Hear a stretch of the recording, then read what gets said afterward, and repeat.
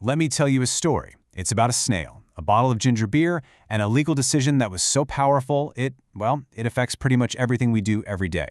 It might sound like a weird old piece of history, but trust me, it's the very foundation of why we're all responsible for how our actions affect other people. So let's just start with a strange question. Imagine you're at a cafe. You take a sip of your drink and you find a decomposed snail inside. Yeah, gross. You get sick. So who's responsible here? The person who owns the cafe? The company that actually made the drink? Or maybe your friend who bought it for you? The answer, as you're about to find out, was not always so simple. Okay, so in the legal world, for someone to be held responsible for what we call negligence, you pretty much need these three things to happen. First, someone has to owe another person a duty of care. Second, they have to fail to live up to that duty. And third, that failure has to actually cause some harm. For now, we're going to zero in on that first ingredient because it's absolutely crucial, the duty of care. Now, to really get why this whole snail story is such a big deal, we got to jump in a time machine for a second. See, before this case, the whole idea of a duty of care was incredibly narrow, really rigid. The old rule was pretty simple and honestly kind of brutal. A duty of care only existed if you had a direct contract with somebody. So if you bought a faulty product, sure, you could sue the person who sold it to you.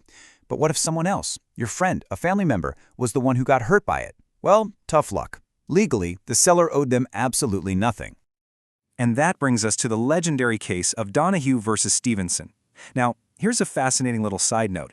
The specific facts of what happened were never actually proven in court.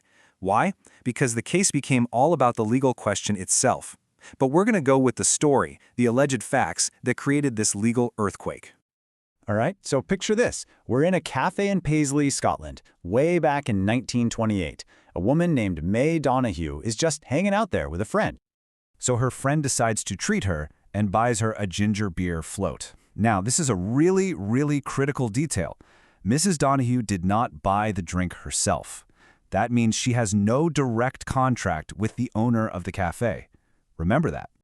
The ginger beer shows up in this dark, opaque bottle. You know the kind, you can't see through it at all. So nobody, not the cafe owner, not her friend, and definitely not Mrs. Donahue, has any idea what's inside. This is another key point. There was no way for the shopkeeper to check the contents. So, Mrs. Donahue starts enjoying her drink. Then her friend picks up the bottle to pour the rest of it into her glass. And plop, out falls the decomposing remains of a snail. I mean, can you even imagine? Absolutely horrifying, and she'd already been drinking from that bottle. So, naturally, after this whole ordeal, Mrs. Donahue gets sick. So there we have it, right? We have our third ingredient of negligence. Harm was definitely caused. But what about that all-important first one, the duty of care? This is where Mrs. Donahue found herself stuck in a massive legal puzzle. Because based on those old rules we talked about, it looked like there was absolutely no one she could hold responsible. Seriously, think about it for a second. With that super strict contract rule in place, who could she possibly sue for what happened? Her options were, well, they were basically non-existent.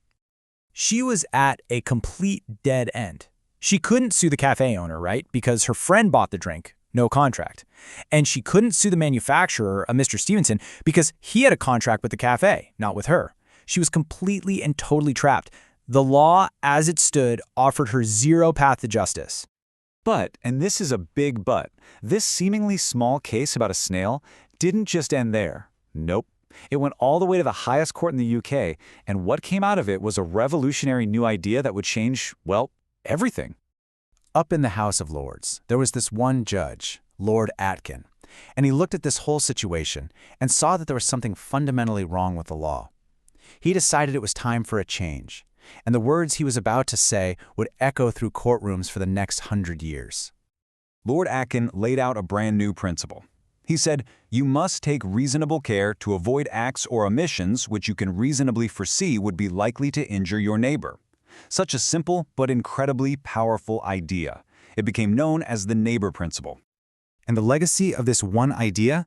It was massive. It completely changed how we think about our responsibilities to each other, pushing way beyond the simple black and white lines of a contract. So who exactly is this neighbor? Well, Lord Atkin defined that too. It's not just the person who lives next door.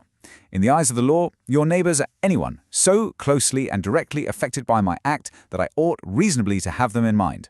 And just like that, boom! The manufacturer of the ginger beer now had a duty to the final person who drank it, Mrs. Donoghue, even without a contract between them.